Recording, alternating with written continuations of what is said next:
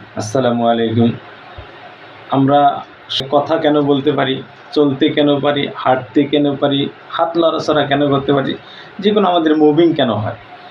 এই জন্যই হয় যে আমরা লিভিং থিংস ও অর্গানিজমস, এই জন্যই আমরা চলতে পারি, সব কিছু করতে পারি। নচেত কিন্তু আমরা কথা বলতে পারতাম না। আর এই কথা বলার পিছনে কিন্তু একটা শক্তি কাজ করতেছে, সেটা হলো আমাদের ভিতরে একটা আত্মা রয়েছে। এটা যদি ইসলামের নজরে দেখা যায় তাহলে সেটা কি বস্তু ভিতরে কাজ করে যার ফলে আমরা কথা বলতে পারি, চলতে পারি, ঘোরাফেরা করতে পারি। হুজুর সাল্লাল্লাহু আলাইহি সাল্লামকে জিজ্ঞাসা করা হয়েছিল, ইয়াসআলুনাকা আনির রূহ, আত্মা সম্পর্কে, মানুষের দেহের ভিতরে রূহ সম্পর্কে, আত্মা, হুজুর সাল্লাল্লাহু আলাইহি সাল্লামকে জিজ্ঞাসাবাদ করা হয়েছিল।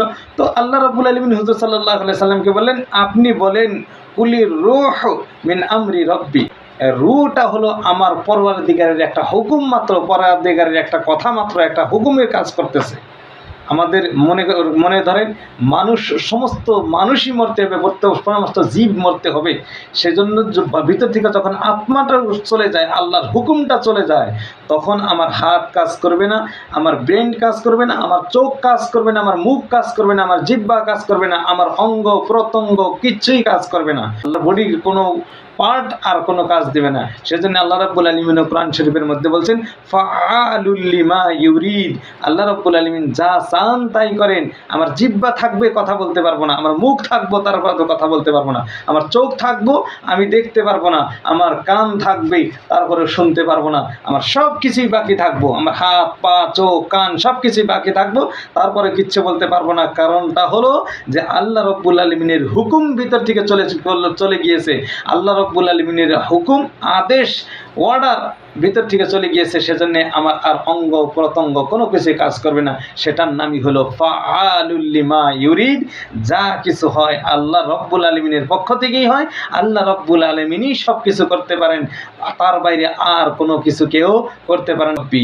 আমরা আল্লাহ রাব্বুল আলামিনের এই হুকুমের উপরেই ভরসা করব যে আল্লাহ রাব্বুল আলামিনের হুকুম কখন আসবে, তো বাইরে হয়ে যায়, গেট আউট হয়ে যায় তার শরীর থেকে, বডির থেকে।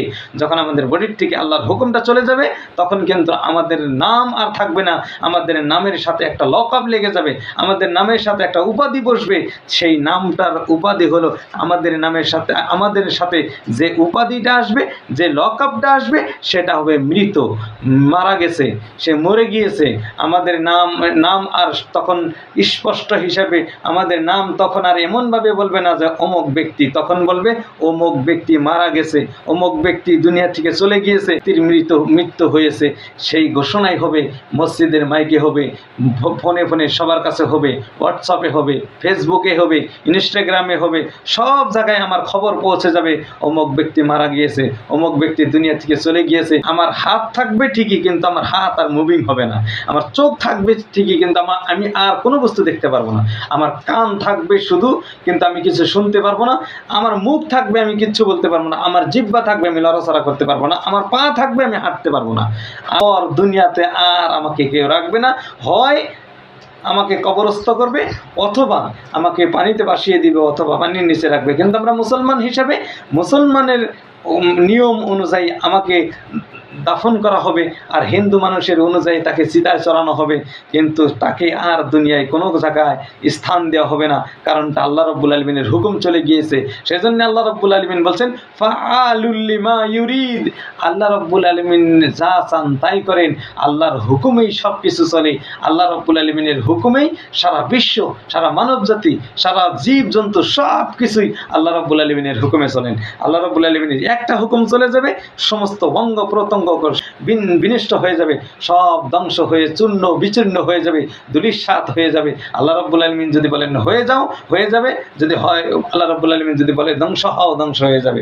সেজন্য আমরা আল্লাহ রাব্বুল আলামিনের হুকুম আমাদের ভিতরে থাকাকালীন, যতক্ষণ পর্যন্ত আমার ভিতরে আল্লাহর হুকুম থাকবে, ততক্ষণ পর্যন্ত আমরা আল্লাহ রাব্বুল আলামিনের হুকুম পালন করব।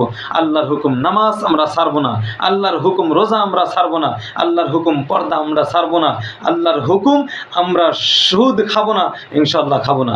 আল্লাহর হুকুম ঘুষ খেও না, আমরা খাবো না। আল্লাহর হুকুম তোমরা মানুষকে ঠকাইও না, মানুষের সাথে অসৎ ব্যবহার করো না, এতিমের মাল ভক্ষণ করিও না, আমরা করবো না। আল্লাহ রাব্বুল আলামিন যা আদেশ করেছেন সেই আদেশ অনুযায়ী চলবো। আল্লাহ রাব্বুল আলামিনের নিষেধ যা কিছু করেছেন সেই নিষেধ আমরা পালন করার চেষ্টা করবো ইনশাআল্লাহ। আল্লাহ রাব্বুল আলামিন আমাদেরকে আমল করার তৌফিক দান করুন।